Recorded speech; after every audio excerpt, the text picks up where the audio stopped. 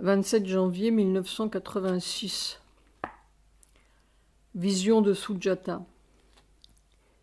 Hier soir, Sujata a vu quelque chose d'étrange. Généralement, je ne dis pas ce qui se passe dans le travail parce qu'il n'y a rien à dire. Comme disait Mère, rien pour faire une histoire. Seulement cette puissance, impossible entre guillemets, à digérer.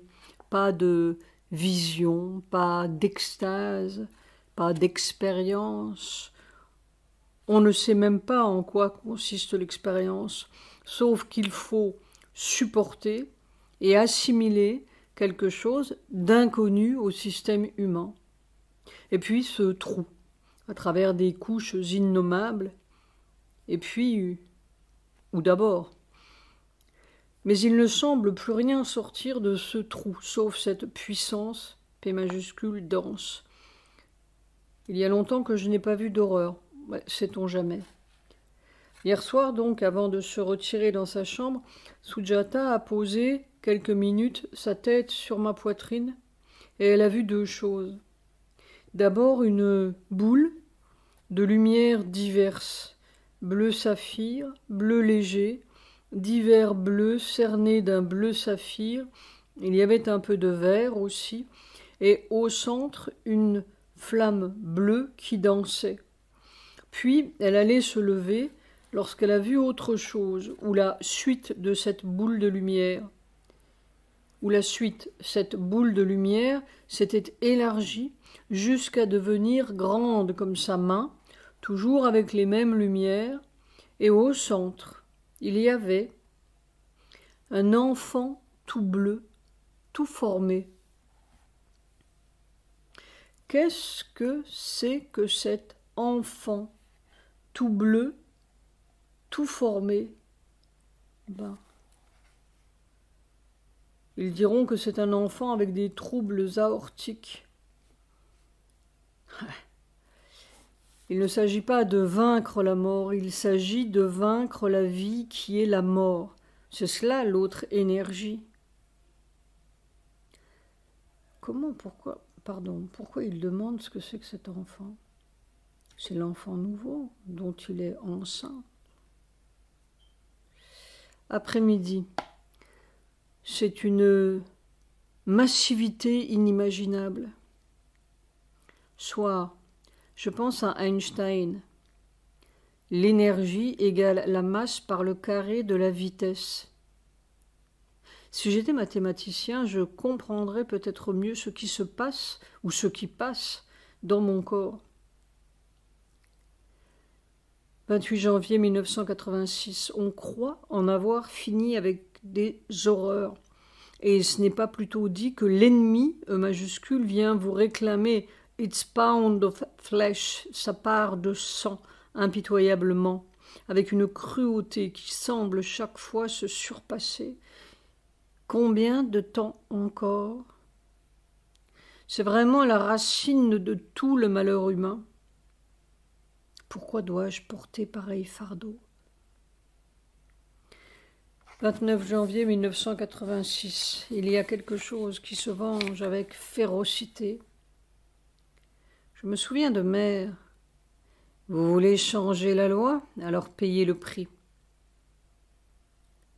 Je suis plein de douleur dans mon corps et dans mon cœur. S'il s'agissait de passer d'une chose à une autre, de quitter un être ou une façon d'être pour entrer dans une autre, mais ce n'est pas comme cela du tout. On vous demande de devenir l'autre dans le vieux, de passer à autre chose sans quitter le vieux système. Alors c'est tout le temps comme s'il fallait mourir et vivre en même temps. C'est une épouvantable impossibilité. Payer le prix. La mort n'est pas ailleurs, ce n'est pas quelque chose d'extérieur contre lequel on doit lutter, on l'a partout dans la peau.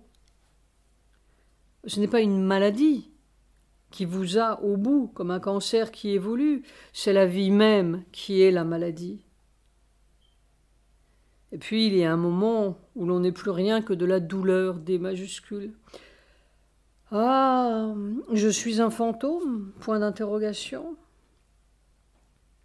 Alors on est comme un vieil imbécile de 63 ans qui a envie de pleurer comme un gosse. 30 janvier 1986. Le problème évolutif commence à se définir mieux. L'espèce nouvelle commencera à prendre corps quand un vieil organisme humain sera capable de supporter ou d'accepter le remplacement complet de l'énergie sauvage par l'autre énergie. En frayant son chemin, l'autre énergie pousse dehors tous les vieux fantômes évolutifs, c'est-à-dire toutes les vieilles habitudes millénaires qui, naturellement, sentent cela comme leur mort. Toute la psychologie humaine ne fait que remplacer ou durcir le vieux mode de réception des énergies en lui prêtant diverses complications ou auréoles. La mort est simplement le reflux de la même énergie lorsqu'elle n'est plus acceptée ou plus contentée ou auréolée par le vieil organisme. Beaucoup dépend de la capacité de supporter l'opération sauvage sans se chagriner ou se décourager ou se laisser tromper par les apparences physiologiques ou sentimentales. Ô future vigueur, disait mon frère Rimbaud.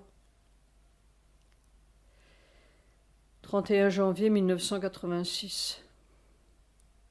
La découverte de la puissance atomique n'est rien à côté de la découverte de cette énergie nouvelle, et elle changera plus radicalement la Terre que leur monstre passager.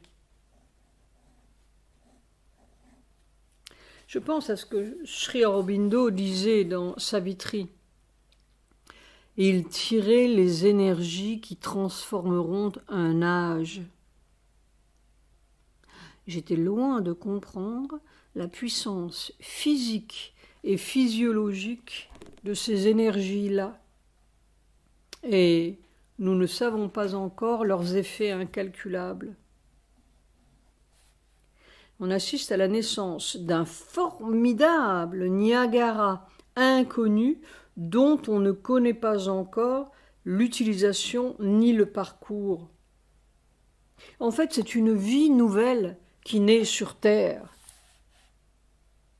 Peu à peu, on se rend à l'évidence. Il y a une certaine chose qui est là. Et peu à peu, l'évolution a inventé divers appareils pour utiliser la chose qui est là. Nous avons soigneusement étudié ces appareils et leurs ingrédients, et nous en avons déduit, la vie c'est comme cela, et c'est dans ces conditions-là. Et si ce n'est pas comme cela, vous êtes kaput. Note de bas de page, mot allemand qui signifie foutu. Point d'exclamation entre parenthèses. C'est-à-dire que l'on en revient toujours à un certain camp de concentration originelle et à notre incapacité de savoir ou de voir ou de vivre ce qui est de l'autre côté des barbelés. Nous n'avons pas l'appareil qu'il faut ou le non-appareil. Avec Sri Aurobindo, c'est le camp de concentration qui saute, les barbelés se situant au niveau du mode de réception cellulaire de la chose qui est là, la certaine chose qui est là. Toute la biologie est à refaire. C'était seulement de la caputologie. Ce mot-là, je l'ai entendu hurler jusque dans mes cellules. Après-midi. Quand je vois la soif avec laquelle mon corps absorbe cette, entre guillemets, impossible chose, je me demande pour qui ou pourquoi c'est impossible, entre guillemets. Pour la mort qui nous recouvre. Et non seulement il a soif, mais il adore ça. Comme j'étais encore recouvert et plein d'écrans quand j'étais au pied de mer, c'est cela mon plus grand chagrin. J'aurais pu tellement plus l'aider et l'aimer. Février. Chronologie des événements mondiaux. 2 février. Europe. Des intempéries sous forme de neige, de pluies diluviennes et de bourrasques s'abattent sur une grande partie du continent. En France, 9 personnes trouvent la mort. 3 février. Liban. Le secteur chrétien de Beyrouth subit 6 attentats à la bombe en 24 heures. Les combats entre miliciens et musulmans pro-syriens se poursuivent dans la capitale et ses environs. 5 février. Suisse. Devant les membres du Forum économique mondial réunis à Davos, le président du Conseil des ministres de l'URSS, Nikolai Rykov, plaide pour des échanges de technologies entre l'Est et l'Ouest. France. Après le 4e attentat à Paris en 3 jours, le gouvernement renforce la sécurité dans le métro, les gares et les aéroports. Un conseil spécial sur la sécurité est rassemblé. 6 février. URSS. Recevant le sénateur Edward Kennedy, Mikhail Gorbatchev précise les conditions d'une liquidation des missiles à moyenne portée en Europe, selon lesquelles la Grande-Bretagne et la France devraient renoncer à l'accroissement de leurs armes nucléaires et les États-Unis ne pourraient pas réexpédier leurs missiles de croisière retirés dans d'autres pays. 7 février. Haïti. Le président à vie, Jean-Claude Duvalier, quitte son pays à bord d'un avion de l'armée américaine. Il résidera provisoirement en France. Chine. Une fusée chinoise va mettre en orbite un petit satellite suédois. Ce premier lancement d'un satellite étranger montre que la Chine a l'intention de devenir un concurrent sérieux sur le marché spatial. 8 février. La tombe de Maya, le trésorier du pharaon Toutankhamon, est redécouverte dans la nécropole de Saqqara, à une quarantaine de kilomètres du Caire. 12 février. France-Grande-Bretagne. Le président François Mitterrand et le Premier ministre Margaret Thatcher signent le traité qui engage les 2 pays à construire un tunnel sous la Manche. France. Après les attentats commis à Paris, la DST interpelle des dizaines de personnes originaires du Proche-Orient. 13 de ces étrangers sont expulsés vers le pays de leur choix. 13 février. Tchad. En raison des combats très sérieux et très importants dans le nord du pays, la France accélère ses livraisons d'armes et de matériel pour le gouvernement du président Hissène Habré. 16 février. Tchad. Une dizaine de jaguars français attaquent l'aéroport libyen près de Wadi Doum. Le dispositif militaire français est renforcé. Tchad. La Libye réagit au raid français en larguant 3 bombes sur l'aéroport de N'Djamena. Mort de Jiddu Krishnamurti à l'âge de 90 ans. 22 février. Irak. L'armée irakienne a lancé une contre-attaque dans la région du Tchad al-Arab et s'approche de l'ancien port pétrolier de Fao, occupé par l'Iran. 23 février. USA. Le président Ronald Reagan propose à Mikhail Gorbatchev l'élimination d'ici à la fin de cette décennie des missiles nucléaires de portée intermédiaire américains et soviétiques en Europe et en Asie. 25 février, URSS. Dans son rapport d'activité devant le 27e congrès du Parti communiste soviétique, le secrétaire général Mikhail Gorbatchev demande une réforme radicale de l'économie et critique sévèrement la stagnation de l'ère Brejnev. 28 février, Suède. Le Premier ministre suédois Olof Palme est tué d'un coup de feu dans le centre de la capitale. 1er février 1986. Voilà des dizaines de mois que je suis dans l'opération et pas un jour cette puissance n'a cessé d'augmenter ou de se densifier. Comment est-ce possible? Où ça va? PS. Pourtant les sciatiques sont moins méchantes, mais le corps est comme plié, meurtri. Soit, disons que l'on est en train de piler la mort. Point d'exclamation entre parenthèses. Autant faire tourner un moulin à aube avec le Niagara. Il est vrai que c'est un moulin breton. Je me souviens de ma vieille bonne Périne.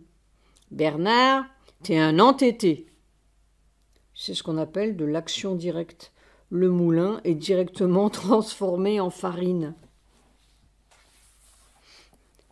2 février 1986.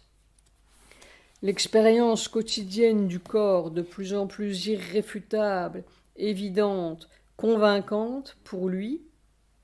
La réalité de la matière, c'est toi, c'est le divin, c'est le suprême. C'est cette puissance impossible, entre guillemets. Et il y a quelque chose qui recouvre ça et qui fait tout le malheur. Tout le travail, c'est probablement d'enlever cette espèce d'épouvantail mensonger qui recouvre la réalité merveilleuse. La réalité qui changerait tout. Alors, on construit une mécanique de plus en plus monstrueuse et mortelle pour obvier à cette absence de la réalité première. Sur un mensonge de base, on construit de plus en plus de mensonges. Sur une non-réalité physique, on empile de plus en plus d'irréalités physiques. Et le Space Shuttle, la navette spatiale, vous saute à la figure. Après-midi. Le corps est en train de vivre un grand mystère divin. Non, un grand mystère du suprême. Il n'y a que le physique qui peut comprendre. Tout le reste, c'est comme des nuages. Soit, décidément, les matérialistes ne sont pas assez matérialistes.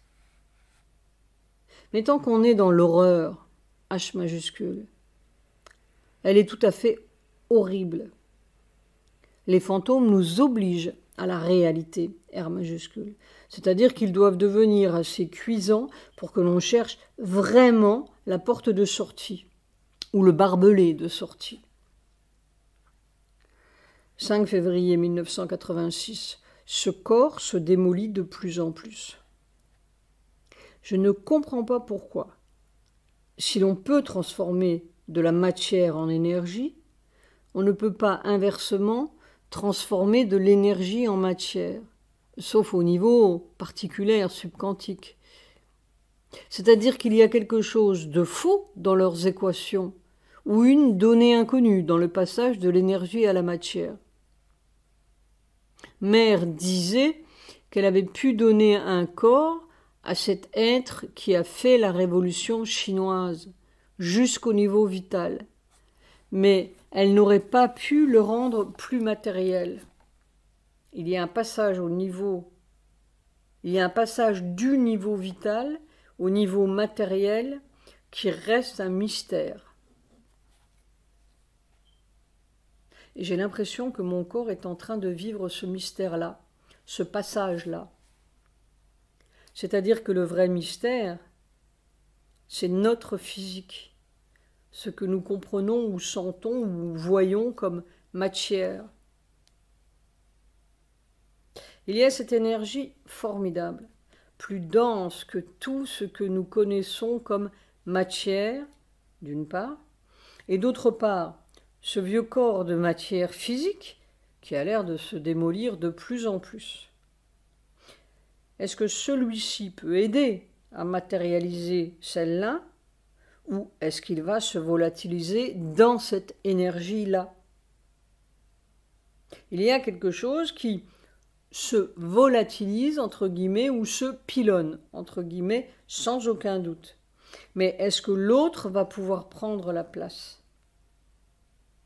La matière, c'est peut-être tout juste un écran. Je pense à Sri Aurobindo dans Savitri annonçant la venue de l'âge nouveau. C'est « fils aux yeux de soleil ». Et il dit bien « puissant briseur des barrières du monde ». Il y a une barrière, c'est cette barrière-là. Ce sont peut-être mes barbelés. Point d'exclamation, point d'interrogation. On verra bien. Pourtant, à l'origine, entre guillemets, il y a une énergie qui a produit toute la matière que nous connaissons dans l'univers. C'est le Big Bang. Il y a donc bien une énergie qui a produit notre matière. Comme dit Einstein, « si c'était à recommencer, je me ferais plombier. » Ou, s'il se faisait fils aux yeux de soleil, son équation serait peut-être résolue in vivo. Je n'aspire pas à une équation, j'aspire à la vérité pure, simple et vécue. Midi, je me débat pour trouver une position où ce corps n'a pas mal. Où est le mensonge du corps? Où est le mensonge? Est-ce que ce corps-ci est incapable de recevoir cette vérité-là? Ouais, il n'y a qu'à continuer et ça finira bien par virer d'un côté ou de l'autre. Ce n'est peut-être pas simplement le problème de un corps, c'est le problème de tout le monde. Comme dit Mère, on ne peut pas séparer une partie du tout.